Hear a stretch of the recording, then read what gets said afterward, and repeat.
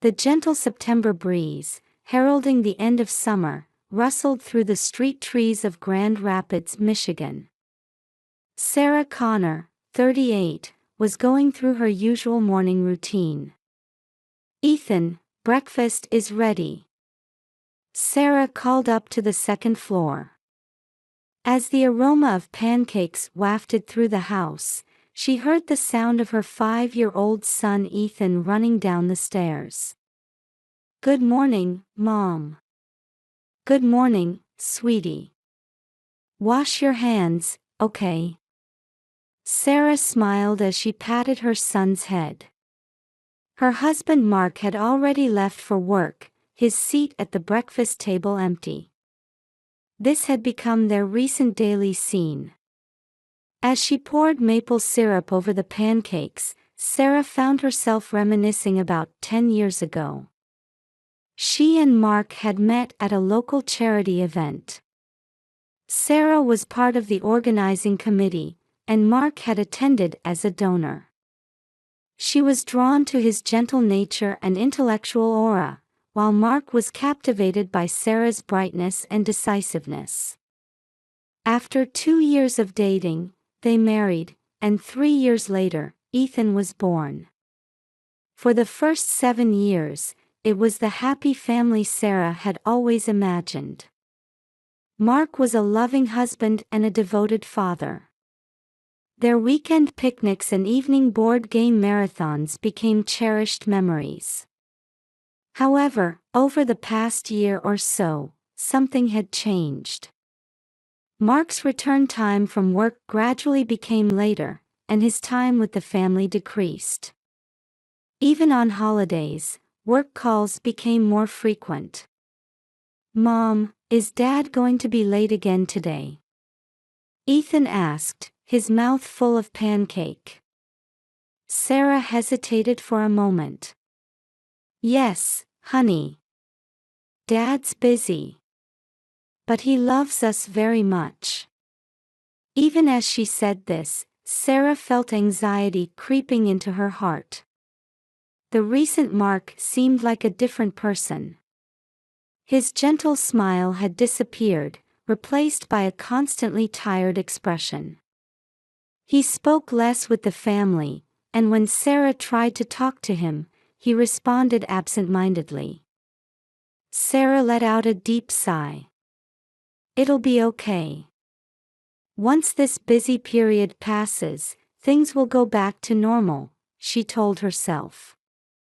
That night, Sarah sat alone on the living room sofa, staring at the TV. The screen was moving, but her mind was somewhere far away. The clock showed 11 p.m. Suddenly, she heard the front door open. Sarah jumped to her feet. "Mark?" There was no answer. Instead, the smell of alcohol wafted into the room. Sarah frowned. It wasn't unusual for Mark to drink, but he had never come home this drunk before. "Welcome home," Sarah called out, but Mark went upstairs without a word. Sarah sat back down on the sofa. She felt something heavy sinking in her chest. This had become her new normal. At 2:15 a.m., Sarah was startled awake by a touch. A small hand was shaking her arm. "Mom, wake up. Hurry." A faint voice could be heard. Opening her eyes, she saw Ethan's serious face. "Ethan. What's wrong? Did you have a bad dream?" Sarah asked, still groggy. "No, Mom. We need to get away from Dad right now." Those words instantly cleared Sarah's drowsiness. "What? Why?" Ethan continued in a trembling voice. "I heard Dad on the phone. He said he wants to make you have an accident. He wants the insurance money." Sarah gasped. "Mark saying such things, It was unbelievable.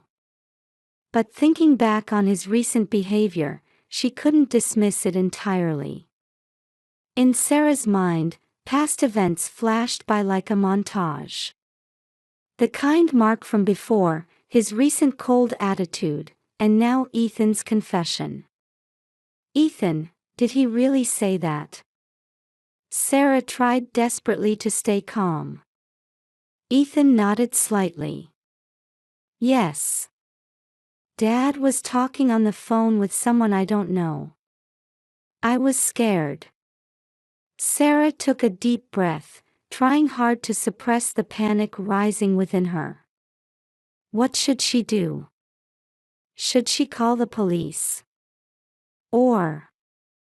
I understand, Ethan, Sarah steeled her resolve. We're going to leave here.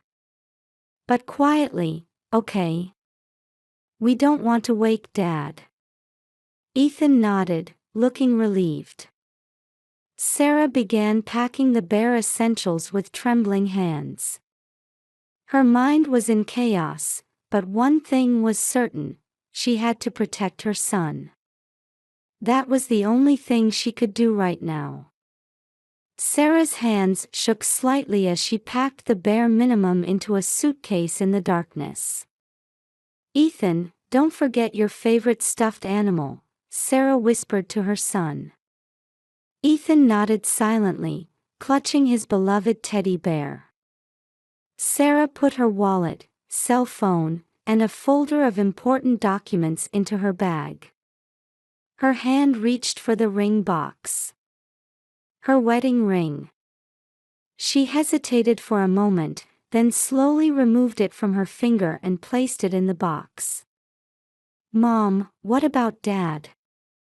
Ethan asked anxiously. Sarah placed her hand on her son's shoulder. It's okay. Right now, our safety is what's important. They moved carefully, trying not to make any noise as they descended the stairs. As they crossed the living room, Sarah paused involuntarily. The family photo on the wall. Mark's smiling face. Was that all a lie? Sarah shook her head, trying to shake off the thoughts. Reaching the front door, Sarah took a deep breath. Ethan, are you ready? Ethan nodded slightly.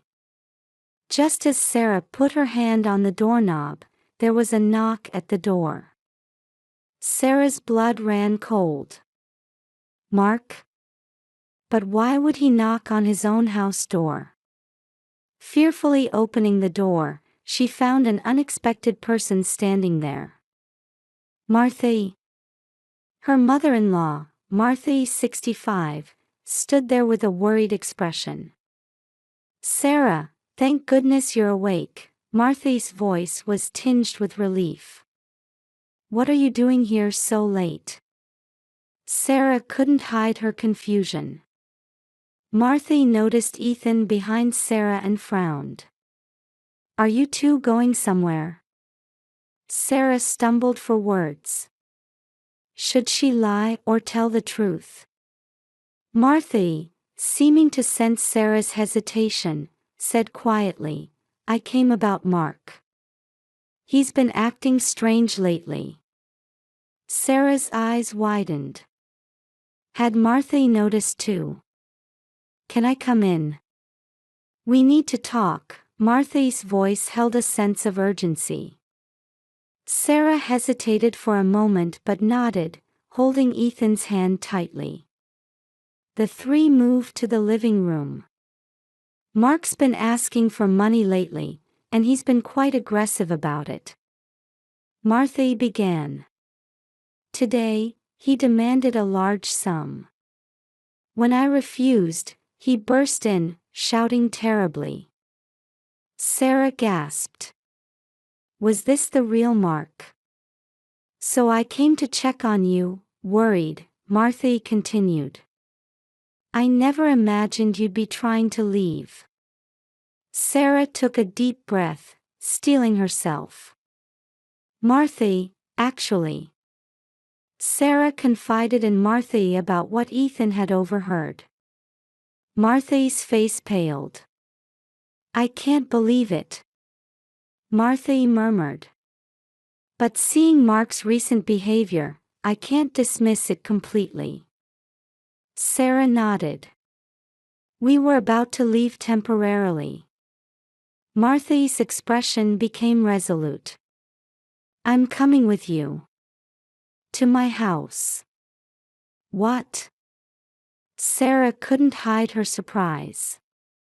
As Mark's mother, I need to correct his actions.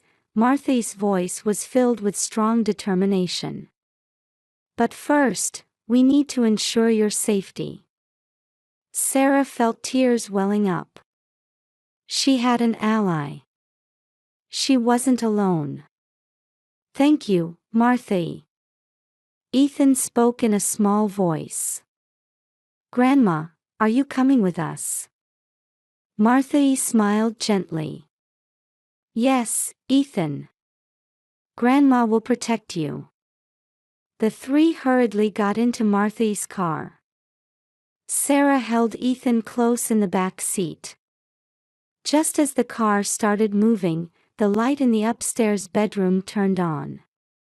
Mark's awake. Sarah's voice trembled. Martha spoke while checking the rearview mirror. It's okay. We're safe now. The car glided into the quiet night streets. Sarah looked back at the house. She wasn't sure if this was the right choice. But for Ethan's sake, and to uncover the truth, she had to take this step.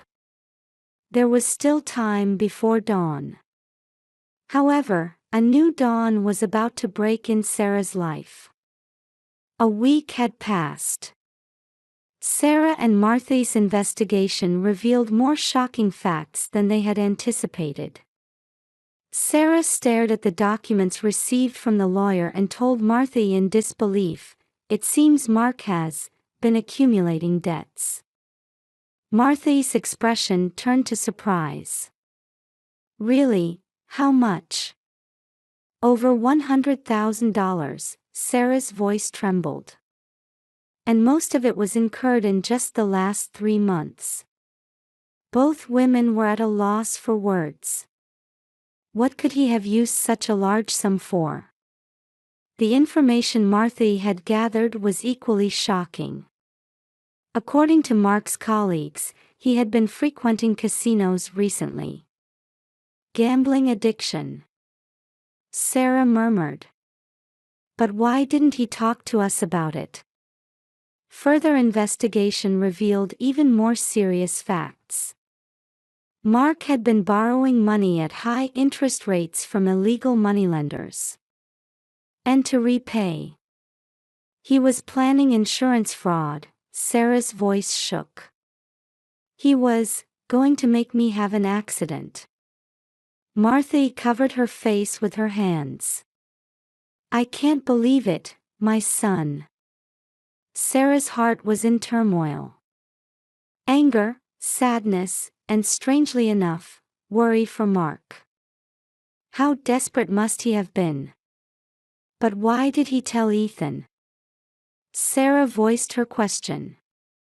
It must have been his last pang of conscience, Martha answered quietly. No matter how desperate he was, he didn't want to put his son in danger. Sarah was filled with complex emotions. Disappointment and anger towards Mark. And the love for family that still remained in him. All of these mixed, unsettling her heart. Martha, too, felt deep sadness at her son's actions. Did I go wrong in raising him? No, Sarah strongly denied. Mark's choices are his own. You're a wonderful mother, Martha. The two women looked at each other, exchanging faint smiles. In this difficult situation, their bond had grown stronger. What do we do now? Martha asked. Sarah exhaled deeply. Honestly, I don't know yet. But there's one thing I'm sure of. What's that? Protecting Ethan. And bringing Mark back to the right path, determination shone in Sarah's eyes. Martha nodded. I'll help too. Let's get through this together, as a family. Outside, it had started to rain. As if foreshadowing the difficulties ahead. But even in the sound of the rain, there seemed to be a faint melody of hope. Sarah gazed out the window. The road ahead would be tough. But there was no turning back now. Knowing the truth, all she could do was move forward. For Ethan's sake, and for Mark's. 3 days after learning the truth, Sarah decided to confront Mark. As she waited for him in Martha's living room, her heart was pounding fiercely. The doorbell rang, and Martha let her son in. Mark's face looked exhausted, with dark circles under his eyes. Sarah. Mark's voice trembled. Sit down, Sarah tried to maintain her composure. Martha sat between them, trying to ease the tension as a mediator. Mark, I know everything, Sarah began. The gambling, the debts, and even the insurance fraud plan. Mark covered his face with his hands. I'm sorry. I'm so sorry. Why? Sarah's voice rose. Why didn't you talk to us? Mark let out a deep sigh. I was ashamed. It started with small bets. But as I tried to recover my losses. And you even thought about killing me. Tears welled up in Sarah's eyes. No. Mark cried out. I never really intended to do that. But the loan sharks were pressuring me. Martha quietly intervened. Mark, why didn't you come to me? I didn't want to trouble you. Mark's voice grew small. Sarah struggled to contain her emotions. But in the end, you told Ethan everything. Mark looked up, meeting Sarah's eyes. When I saw his face, I realized how foolish I'd been. I thought I'd rather confess everything than lose my family. A heavy silence fell over the room. Sarah took a deep breath. Mark, it's hard to forgive you. But. Hope flickered in Mark's eyes. For Ethan's sake, I want to try again. Sarah's voice was filled with resolve. Martha placed her hand on her son's shoulder. We'll help too. Let's get through this together. Mark nodded, tears streaming down his face. Thank you. I'm truly sorry. From now on, I'll put family first. I promise I'll make amends. Sarah quietly stood up and approached Mark. After a long silence, she embraced him. Let's work hard together, Sarah's voice echoed gently. Mark's expression showed relief at those words. Family bonds grow stronger through trials. This wasn't an end, but a new beginning. 1 year later, the Connor family had undergone significant changes. Mark was receiving treatment for his gambling addiction and working hard to repay his debts. Sarah supported her husband's recovery while building her own career. Martha played a crucial role in deepening family bonds while looking after her grandson. Ethan, now 7 years old, was happy to see his parents' relationship improve.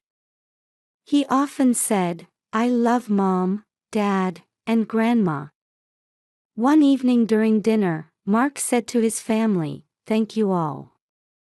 Without you, I couldn't have recovered. Sarah held her husband's hand and smiled. We're family. We get through things together. Martha hugged her grandson and said, let's continue to cherish each other. Outside the window, the setting sun softly illuminated the town. A new morning awaited this family.